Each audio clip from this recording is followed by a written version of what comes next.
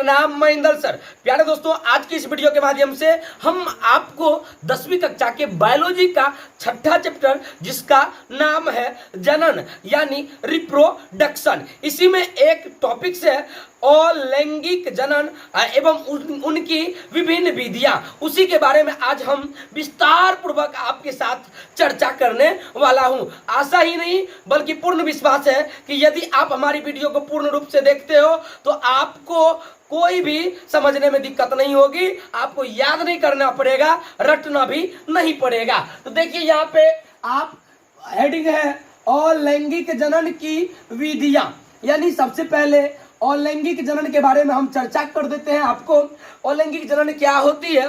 तो अलैंगिक जनन होती है जिस जनन में केवल एक जीव भाग लेता है उसे अलैंगिक जनन कहा जाता है। यानी अलैंगिक जनन में नर एवं मादा भाग नहीं लेता है। और जहां तक आपको पता होगा अलैंगिक जनन में निषेचन की क्रिया भी नहीं होती है। इनकी जो है ना 4 विधियां हैं। अलैंगिक जनन की कुल मिलाकर के 4 विधियां हैं। एक है विखंडन, दूसरा है मुकुलन, तीसरा है अपखंडन या इसी को कहा जाता है पुनर्जनन, और चौथा जो है ये है बीजाणु जनन। विखंडन के बारे में देख सकते हो, हमने लिखा है विखंडन एक अलैंगिक जनन है। यानी विखंडन भी जो है एक अलैंगिक जनन है जिसमें एक कोशिका 2 या 2 से अधिक जीवों में विभाजित हो जाता है। यानी कहने का मतलब हुआ कि विखंडन एक अलैंगिक जनन है, यानी विखंडन अलैंगिक जनन है जिसमें एक कोशिका जो है वो 2 या 2 से अधिक कोशिकाओं में या जीवों में विभाजित हो जाता है। अलैंगिक जनन की जो ये एक विधि है विखंडन, ये भी होता है 2 प्रकार का।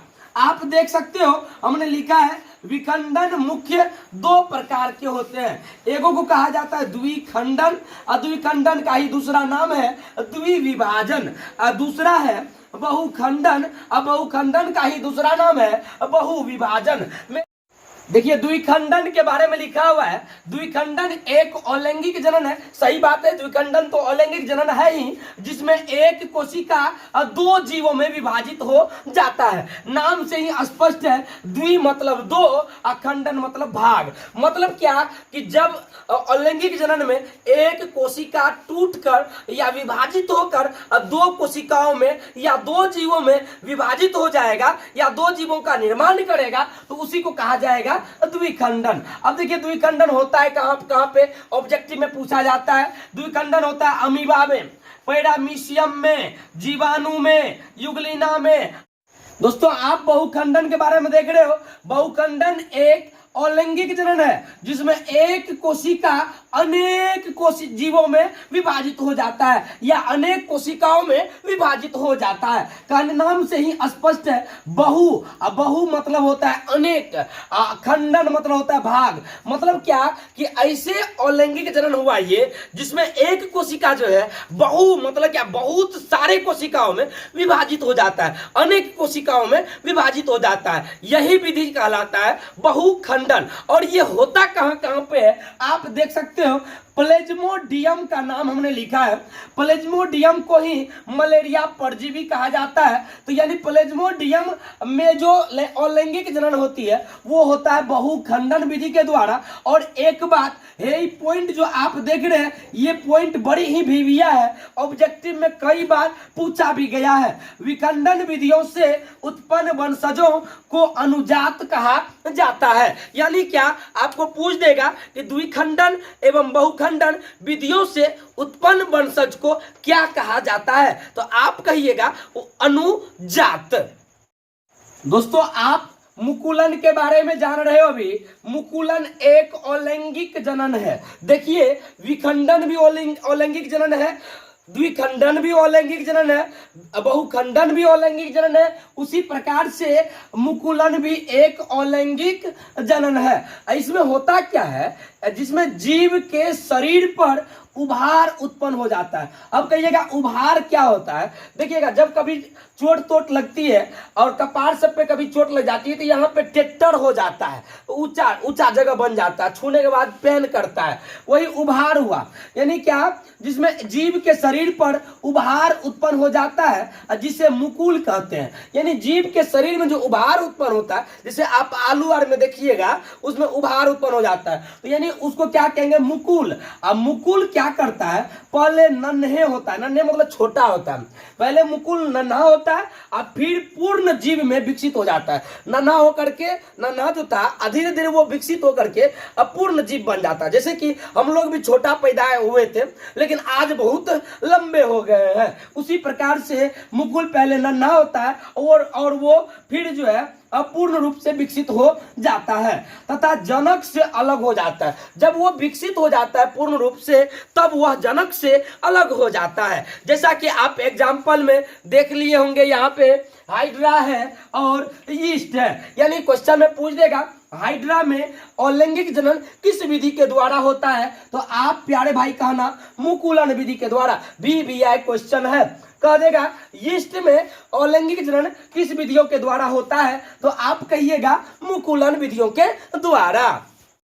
दोस्तों आप अपखंडन देख रहे हो, अपखंडन का ही दूसरा नाम है पुनर्जनन। देखिए अपखंडन एक अलैंगिक जनन है, अपखंडन भी एक प्रकार की अलैंगिक जनन है। यानी कि अपखंडन में भी नर मादा भाग नहीं लेता है, एक ही जीव भाग लेता है, ठीक ना। इस प्रकार के जनन में जीवों का शरीर, ये मतलब क्या? अपखंडन विधि में जो होता है जीव का शरीर जो है, जीव का शरीर प्राकृतिक, प्राकृतिक कहने का मतलब कि अपने आप या कृत्रिम या किसी के द्वारा टूट जाता है, तो दो या दो से अधिक भागों में विभाजित हो जाता है। कहने का मतलब क्या? कि अपखंडन एक अलैंगिक जनन है। इस प्रकार के जनन में जीवों का शरीर प्राकृतिक कारण से या तो कृत्रिम कारण से दो या दो से अधिक भागों में विभाजित हो जाता है। यानी कहने का मतलब क्या?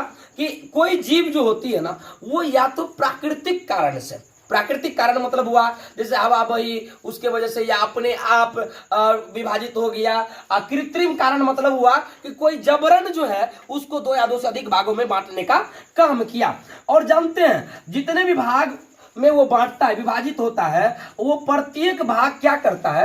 पूर्ण विकसित होता है। यानी कि प्रत्येक भाग फिर से वैसा ही जीव बना लेता है जैसा पहले था, विकसित होकर के एक नया जीव में बदल जाता है। इस प्रकार की यदि एग्जाम्पल आपके सामने बोला जाए तो एस्पाइरोगोइरा और प्लेनेरिया ये ऐसा जीव है जिसमें अपखंडन विधि के द्वारा अलैंगिक जनन होता है। और ये जो है ना एस्पाइरोगोइरा का ही यदि बात किया जाए तो प्राकृतिक कारण से या तो कृत्रिम कारण से ये दो या दो से अधिक भागों में विभाजित होता है और प्रत्येक भाग फिर से पूर्ण विकसित होकर के एक नया जीव में बदल जाता है। दोस्तों यहाँ पे आप देख रहे हो बीजाणु जनन। अभी तक आपने लैंगिक अलैंगिक जनन की 4 विधियों में 3 विधियों को खूब बेहतरीन सी तरीका से आप पढ़ चुके हैं। अंतिम विधि है आपका बीजाणु जनन। तो बीजाणु जनन में देखिए बीजाणु जनन एक अलैंगिक जनन है, ऐसा आपको लिख देना क्योंकि बीजाणु जनन जो है अलैंगिक जनन का ही एक विधि है, ठीक ना। इस प्रकार के जनन में यानी बीजाणु जनन में बीजाणु धानियों का निर्माण होता है। देखिए बीजाणु जनन है तो बीजाणु जनन में बीजाणु धानियों का निर्माण होगा। अब बीजाणु धानियों का निर्माण होता है और बीजाणु धानियों के भीतर में बीजाणु पाया जाता है। यानी होता है क्या? सबसे पहले देख लीजिए बीजाणु जनन विधि में बीजाणु धानियों का निर्माण होगा और बीजाणु धानियों के भीतर जो है बीजाणु का निर्माण होता है। अब बीजाणु को ही कहा जाता है इंग्लिश में स्पोर। और बीजाणु धानी के चारों तरफ एक मोटा और कड़ा मतलब कठोर आवरण होती है, यानी परत होता है। कहने का मतलब बीजाणु धानी जो निर्माण होता है, बीजाणु धानी के चारों तरफ एक मोटा और कड़ा मतलब कि पूरा कठोर हार्ड एक आवरण परत होती है जो प्रतिकूल परिस्थितियों में सुरक्षा प्रदान करती है। कहने का मतलब क्या? कि जब प्रतिकूल परिस्थिति होती है, जिस टाइम में बीजाणु धानियों को क्षति होने की मतलब ये आशंका रहती है, उस टाइम में वह आवरण क्या करता है, ये मोटा और कड़ा आवरण उसकी सुरक्षा करने का काम करता है प्रतिकूल परिस्थितियों में। जब वातावरण में अनुकूल परिस्थितियां होती है, मतलब जब वातावरण में बीजाणुधानियों की के लिए वातावरण पूरा अनुकूल होता है, यानी उसी के अनुसार जब होता है, तब बीजाणुधानी की मोटी भित्ति फट जाती है। तब बीजाणुधानी की मोटी भित्ति जो होती है वो फट जाती है और बीजाणु बाहर निकल जाता है। जैसे फटेगा बीजाणुधानी तो बीजाणु उसमें से क्या करेगा, बाहर निकलेगा। अब बाहर निकल करके बीजाणु हल्का होने के कारण हवा के द्वारा दूर दूर तक फैल जाता है। बीजाणु हल्का होता है, स्पोर हल्का होता है, जिसके वजह से वो हवा के वजह से, हवा की जब झोंका चलती है, हवा की रफ्तार में वो भी क्या करता है, दूर दूर तक फैल जाता है और फैल करके वो अंकुरित हो जाता है, मतलब उसमें भी अंकुर आना यानी पौधा वो निकलना शुरू हो जाता है और पूर्ण विकसित होकर के क्या होता है, एक नए जीव में बदल जाता है। जैसे आप देख सकते हैं राइजोपस, राइजोपस एक ऐसा जीव है, राइजोपस एक ऐसा जीव है जिसमें अलैंगिक जनन जो है बीजाणु जनन विधि के द्वारा होता है। प्यारे दोस्तों, अगली वीडियो में फिर हम मिलते हैं, तब तक के लिए जय हिंद, जय भारत।